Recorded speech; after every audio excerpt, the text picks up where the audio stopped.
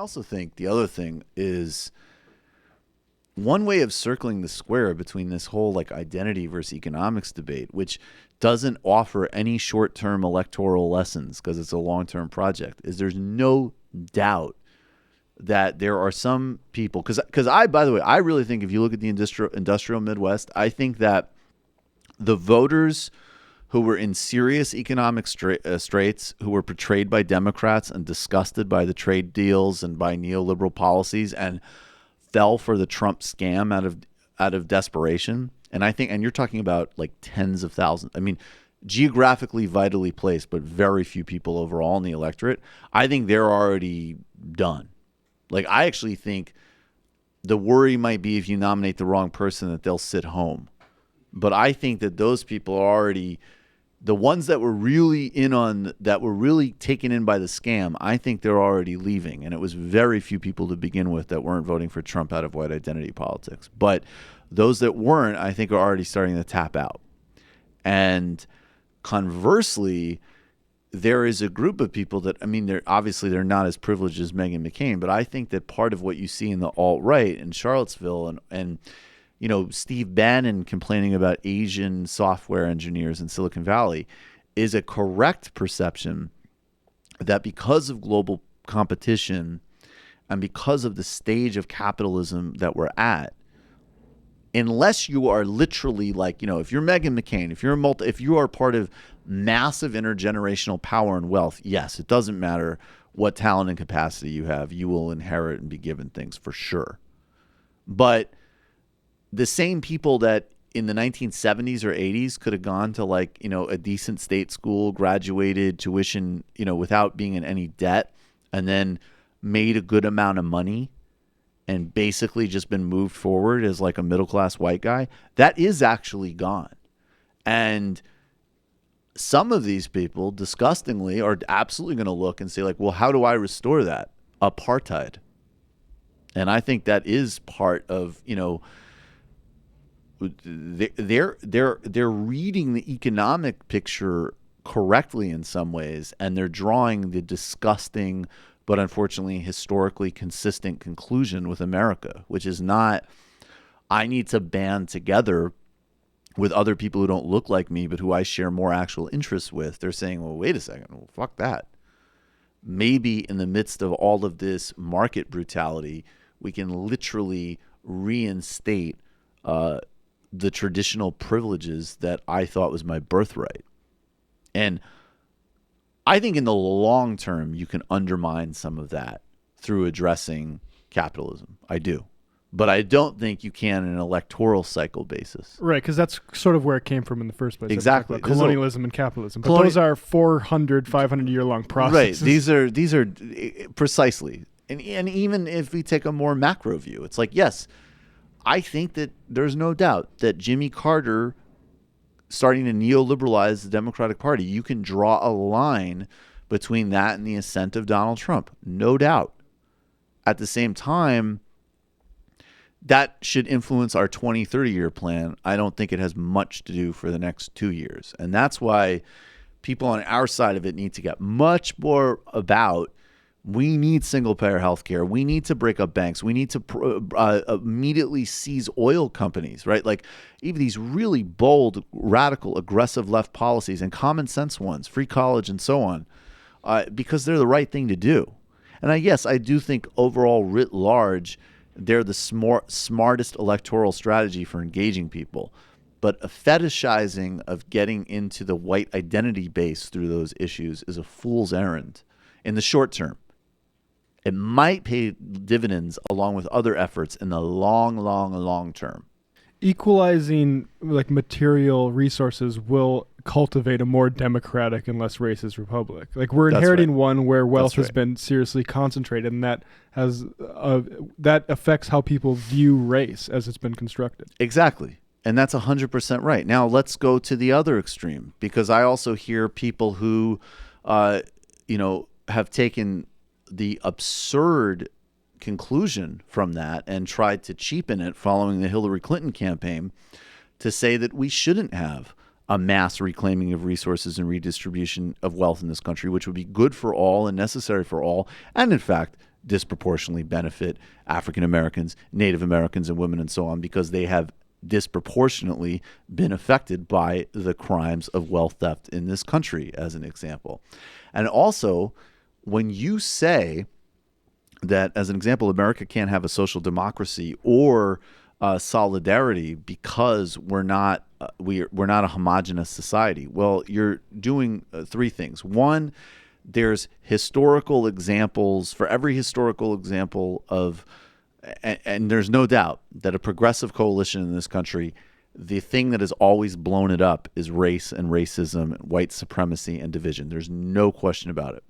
But there's also examples like Wilmington, North Carolina, and post-Reconstruction, which before a white supremacist business-backed coup was in fact a multiracial, black and white run progressive experiment. There's the Free State of Jones, which people should look up. These are real historical examples. Go back and I would strongly encourage listening to the TMBS Illicit History on this. We're going to do a lot more of that coverage. So there are countervailing historical examples.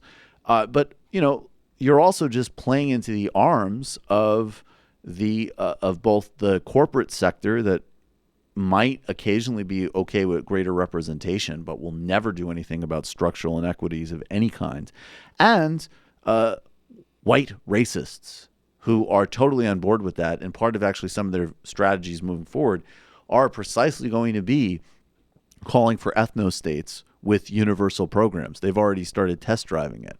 And that's why those talking points have filtered down to the dumbest man on YouTube. Check out Dave Rubin. And I know that this has had to have been fed to him, because there's no way he could have formulated this thought process on his own.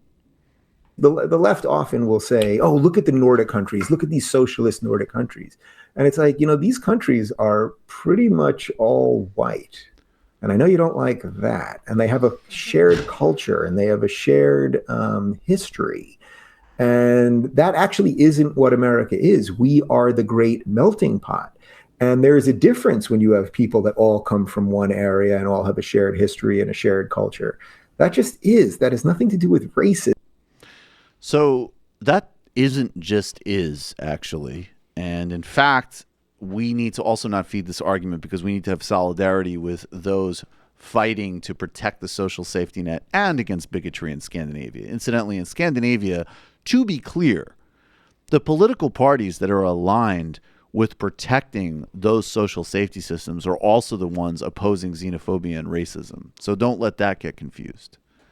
And there is examples, of course, in the United States of programs and initiatives and cross-racial coalitions that have achieved everything from Medicaid to civil rights to, in today's world, Black Lives Matter, the Bernie Sanders campaign, and all sorts of pushes happening, Occupy Wall Street, pushes happening across the country for vital progress. So it's one thing on our side to skip the reality that what has undermined the radical projects of America is absolutely things like white supremacy and racism, and we need to deal with them, and we need to deal with them as questions of democracy, not just fundamentally as democracy. Don't even worry about the word identity as far as I'm concerned. It's about democracy, and it's about full justice rights for all, period, no bullshit. And that is obviously, this is a Confederate and apartheid country, so it's been contradicted by that. If we don't address that, we're not going to win. Now, conversely, when people trot out those arguments in liberal circles to undermine universal programs and solidarity, you are the handmaidens of the corporate state and the fascists, because the fascists are going to seize on that and say, you know what, you're right. And incidentally, we do actually want a more just society. And incidentally, we do want to capitalize on the youth enthusiasm for Bernie Sanders and the youth disillusionment with inequality in the economy. And we're going to tie it to our toxic, disgusting ideology, which has always been historically the case, and why they also will benefit the corporate sector and the Koch brothers in undermining a true, actual broad front to achieve what we need to in this country. It's weird how he insists we're a melting pot, but yet we don't have a shared history.